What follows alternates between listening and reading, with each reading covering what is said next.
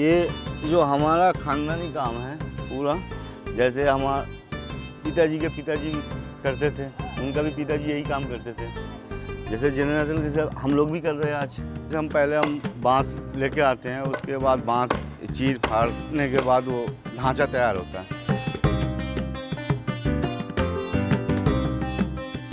उसके बाद घास आता है, घास से हम जो मूर्ति का मेन ढांचा होता है वो तैयार करते हैं।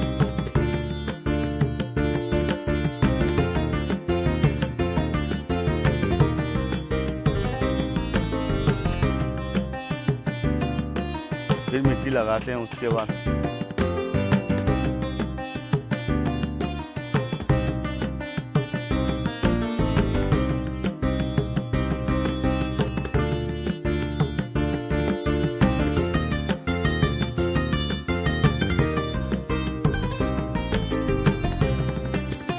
मूर्ति के सारा सामान के अंदर ज़्यादातर कलकत्ता से आता है, और जो मिट्टी यहाँ पे मिल जाती है यूपी के अंदर, इसमें काम हो जाता है। जमुना से भी मिट्टी हम उठा के लेके आते हैं, और जो ऊपर फाइनल लेते हैं वो मिट्टी हम कलकत्ता से लेके आते हैं।